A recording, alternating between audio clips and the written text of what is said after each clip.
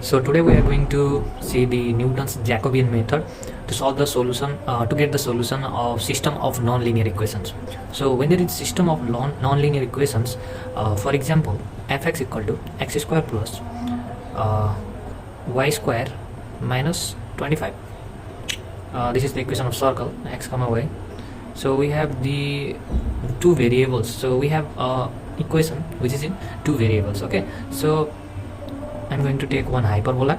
So this is the equation of circle and this is the equation of hyperbola. So I want to find the point of intersection between these two curves. Okay, so the graph would be like, so something like this would be the graph. Okay, so I want to find a root that is the point of intersection between these two graphs. So the solution can be unique as well, can be there can be no solution, and there can be many solutions as well. So there are three conditions. So here we can see we have many solutions. So it is not infinitely many, but there are four solutions. So let's see the Jacobian method. So we have generally two equations, that is, one is fx y equal to 0 and then gxy equal to 0. So these are my two equations. Okay, so I'm going to find the solution for these two equations. Okay, so we can compare it with these two equations to understand, because I'm going to solve in general way by representing in x and y. So we want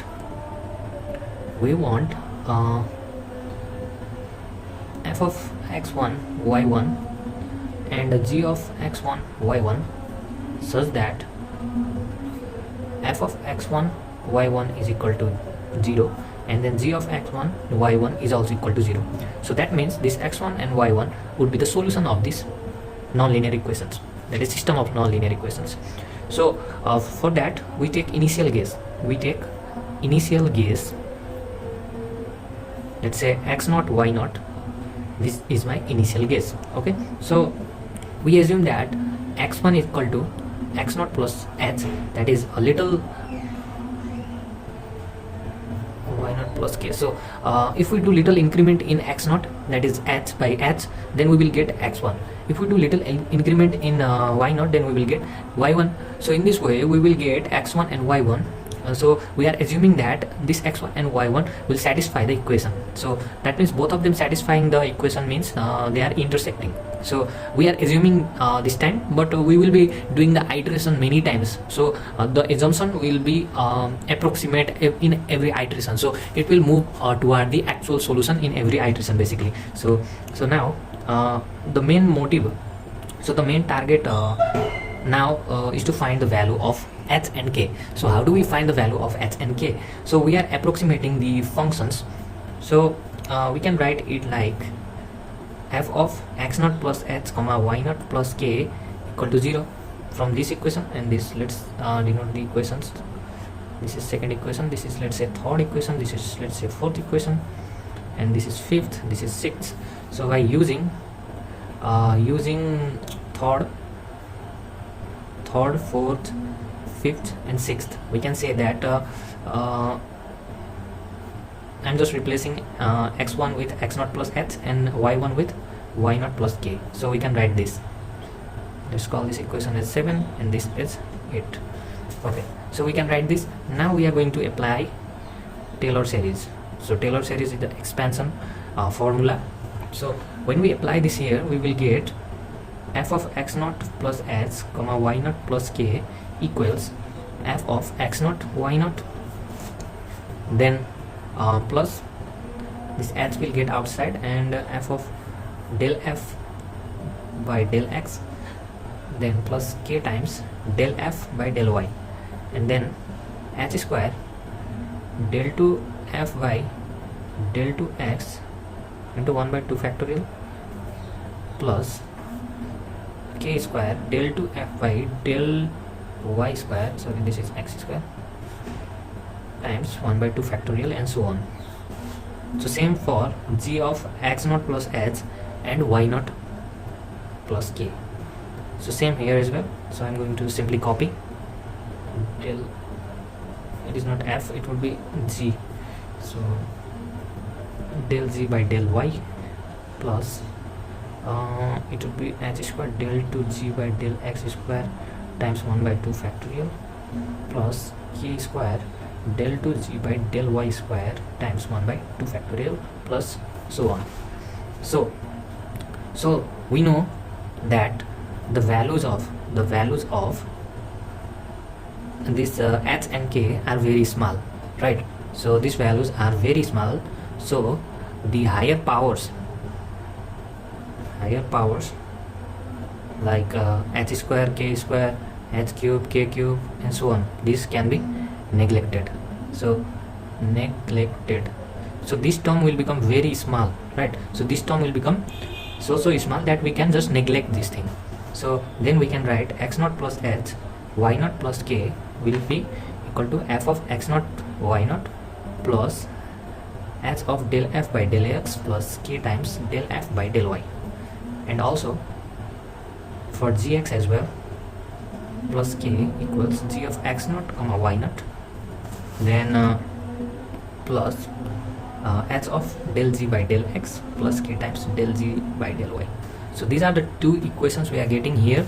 And so what is our motive? So our motive is this thing. So we can use these equations, so this 7th and 8th equations here, and we can replace it to get using equation 7 and equation 8.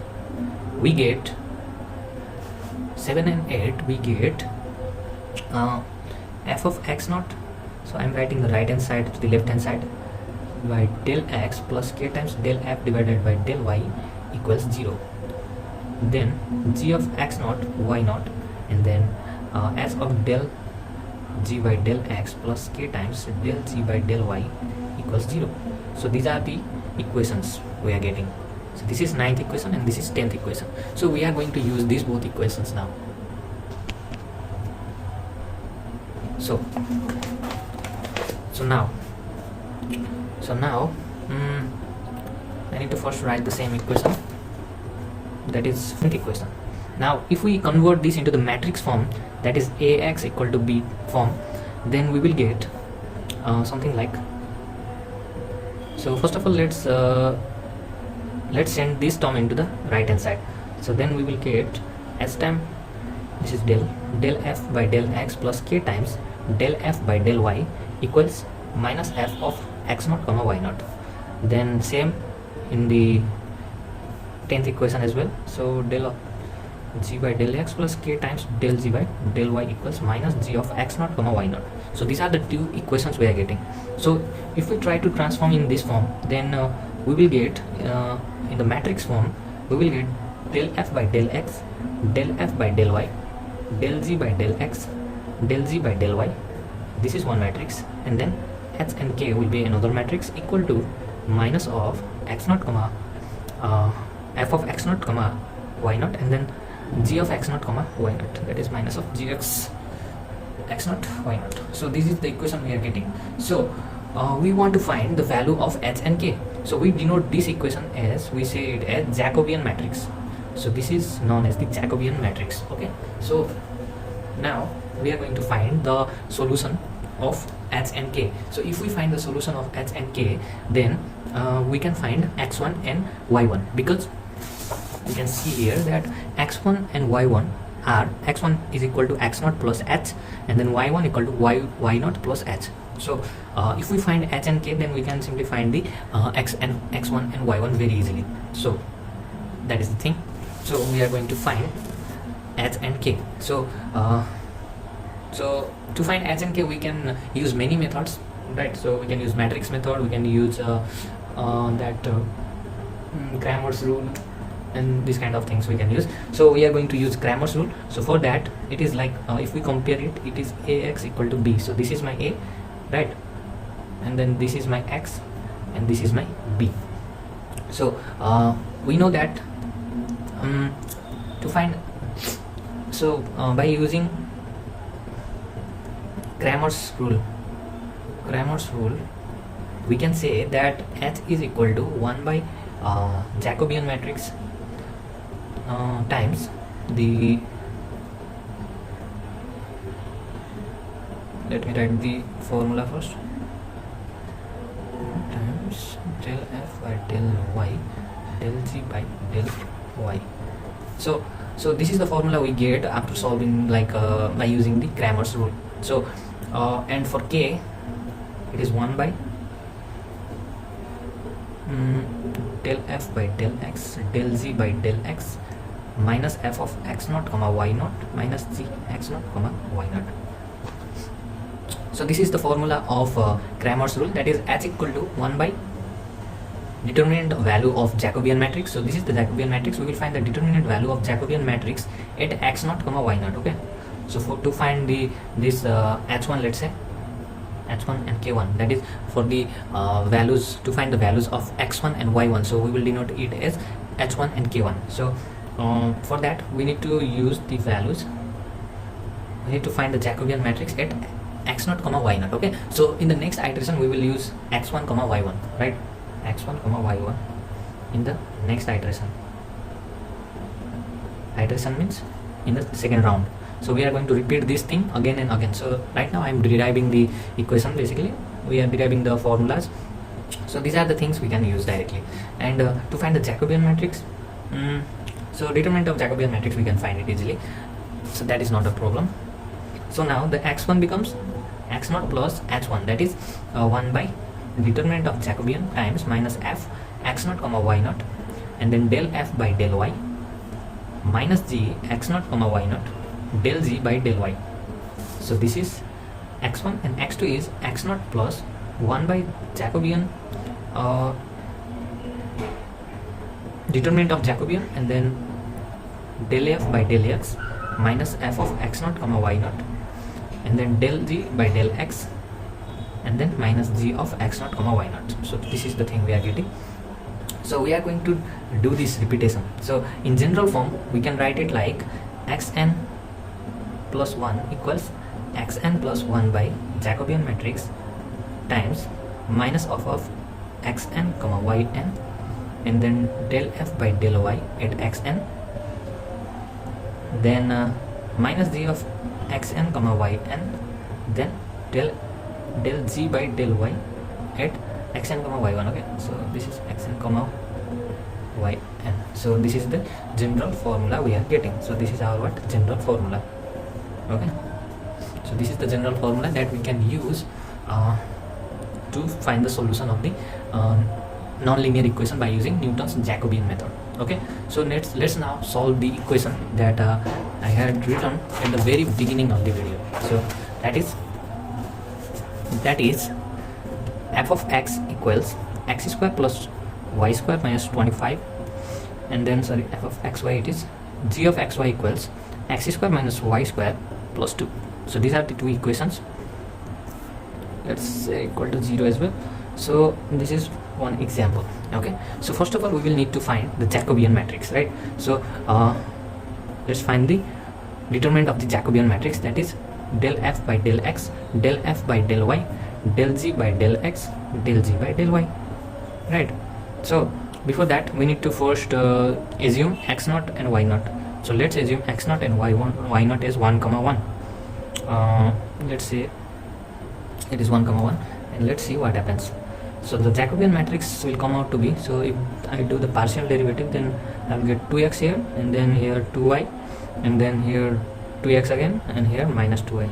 Okay, this is my Jacobian matrix. So calculating the minus of xy minus of 4xy, and this will come out to be minus of 8xy.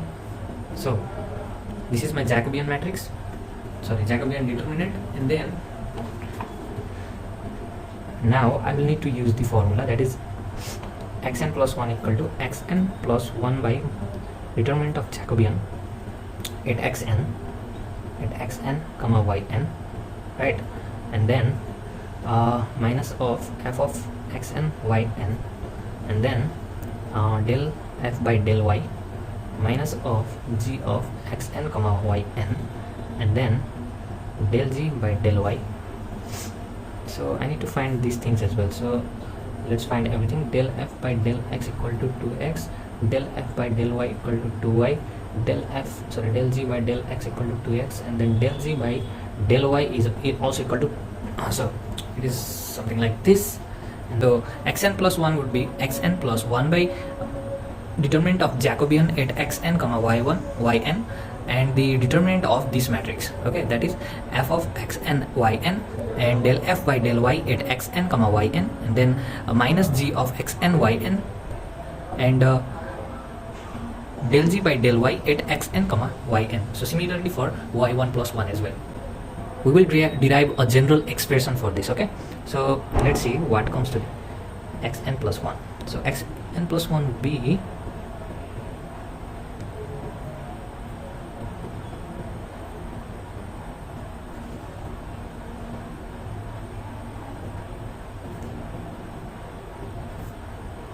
so I'm just putting the general expressions here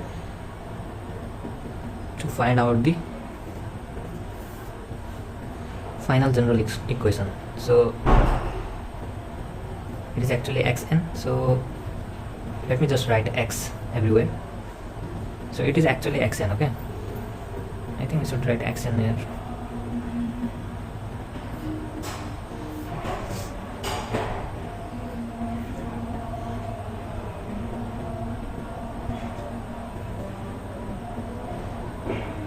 This minus minus would be cancelled, that is 2y1 yn times xn square plus yn square minus 25 minus minus and minus would be plus, and then 2xn times xn square minus yn square plus 2 would be like this. So if we solve this, then xn plus 1 will come out to be I think I write something wrong here, it should be yn. Okay, so it is yn. So y1 would be 2yn would be common, and then xn square plus yn square minus 25 plus xn square minus yn square plus 2 divided by minus of 8xn yn. So this would get cancelled, and then the final equation we will have something like xn plus 2yn xn square, that is 2xn square, this and this, and then minus of 23 divided by, we can write 8xn y1, and then I will change it to minus. So this is my general equation for xn plus 1. This is the final general equation. So I can use it to do many iterations. So similarly we will get yn plus 1 as, so this would be the equation if you solve it similarly like this. So now we can make a table something like n xn, then yn xn plus 1 yn plus 1.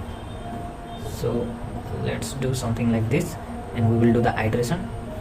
So for n equal to 0, so then xn plus 1, that is x, that is n equal to 0 means this will be xn will be equal to, so we will put this in our calculator by using x minus 2y, so it is like 2y times x square plus y square minus, no, which one was it, 2x square minus 23 divided by 8xy, and then colon, then y minus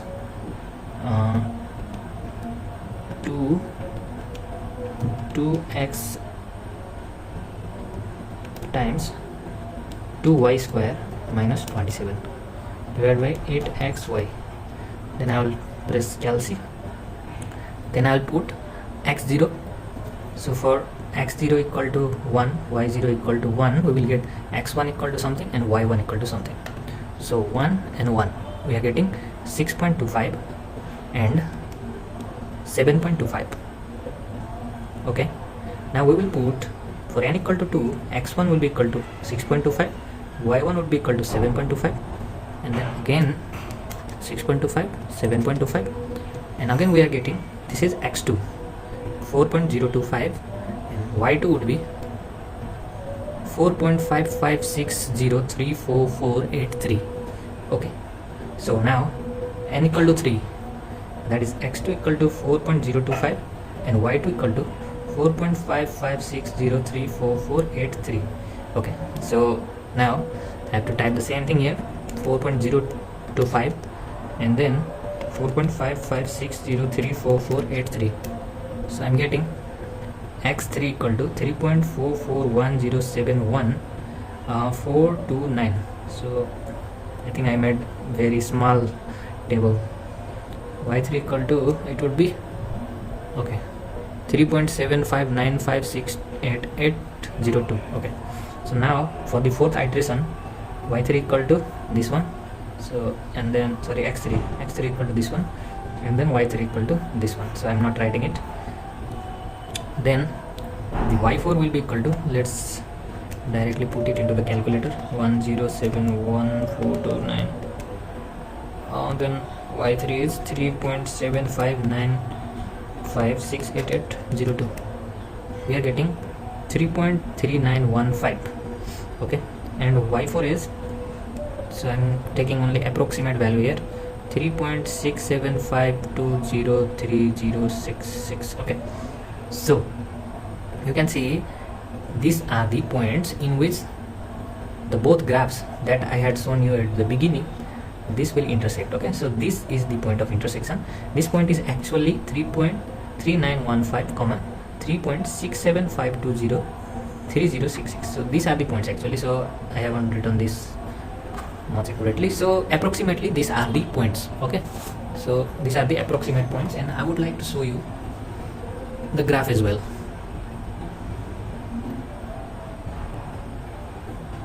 Here you can see I have plotted the graph for the same example that I had taken. So you can see here the point of intersection is 3.391 comma 3.674. so the approximate value that we had calculated, I think it matches the value. So this is the way you can find the point of intersection of the non-linear equations by using Newton's Jacobian method. okay,